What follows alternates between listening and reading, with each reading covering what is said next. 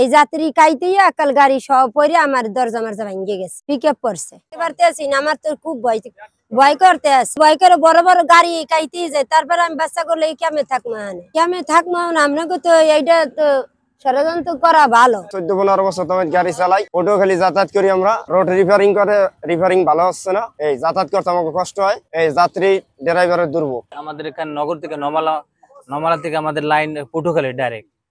এদিকে অনেক যাত্রী দৈনিক মানে অফিস আদালতে যায়, মানে সরকারি কাজে এবং কোর্টে যায়। তাদের অনেক সময় মানে যে সমস্ত গাথা, অনেক সময় যাত্রী মানে গাড়ি কাইতিয়ে পড়ে যায়, পরে যাত্রী অনেক দুর্ভোগে পড়ে এবং পটুয়াখালী তাদের কাজ ঠিকমতো তারা যেতে পারতেছে না, মানে আমরাও ঠিকমতো চালাতে পারতেছি না, বিভিন্ন সমস্যা।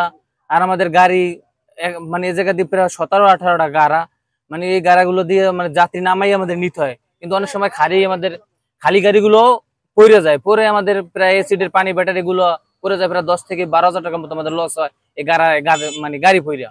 ঠিক আছে, আর এই গাড়াগুলো এরকম যে পড়ে রয়েছে প্রায় অনেক দিন ধরে, 1 মাসের মতো পড়ে রয়েছে, কিন্তু আমরা গাড়িওয়ালারা মানে টাকা উঠাই এই গাড়া দিয়েছি। আমরা অটো গাড়ির যারা আছি আমরা অনেক টাকা উঠেছি, মানে আমাদের বিএমপির পক্ষ থেকে লোকেরাও টাকা উঠিয়ে গাড়া দিয়েছি, আমরা দিয়েছি। তাদেরকে আবার অনেকভাবে মন্তব্য করে তারা টাকা উঠায় নাই।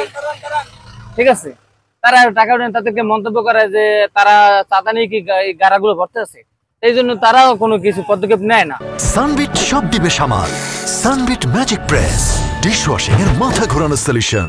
সকাল 10টার দিকে 11টার দিকে আনুমানিক আটকাইছি, মাল নিয়ে যাব ঢাকায়, সামনে থেকে আর কিছু মাল লোড হবে। এর আগেও দেখেছিলাম এই জায়গা ভাঙা, পরবর্তীতে এখন এসে দেখি এখনো ভাঙা। তো আমরা এখানে কিছু গাছ দিয়েছিলাম ওঠার চেষ্টা করার জন্য, তবে উঠতে পারি না। পথে ওই যাত্রী নামাইয়া আবার ওই নামান উড়ান লাগে, এই আর কি একটা ভোগান্তি। এই পর্যন্ত যে কটা মনে করেন এই গাড়ি আমাকে নিজের পকেটে টাকা দিয়া এই গাড়াটি ভরে আমরা পরে আইছি, কিন্তু নতুন করে যে কটা ওইছে গাড়াটি, এই প্রতিটা গাড়ি মানুষ নামান লাগে। আমাদের যাত্রীর যে ভোগান্তি হয় মানে তা বলা শেষ নাই। দক্ষিণ অঞ্চলে যে রাস্তা চলাচল থাকে, এই রাস্তায় এমন রাস্তার মাঝখানে গাথা, মানে গাড়ি তো নামাইয়া যাত্রী উড়ায়, আবার এটা একটা ভোগান্তি। এদের যে কাজটা করছে তখনই আমরা এটা ভেটো দিয়েছিলাম। আমরা এলাকার জনগণ বলছিলাম যে আপনি কি দিয়ে করেন, এর সাথে চুলার মাটিটাও তো ভালো, আপনি এত নিম্নমানের খোয়া দেন দিয়ে কাজ করেন, আবার ভিটামিন তাও দেন একটু কোনো রকম।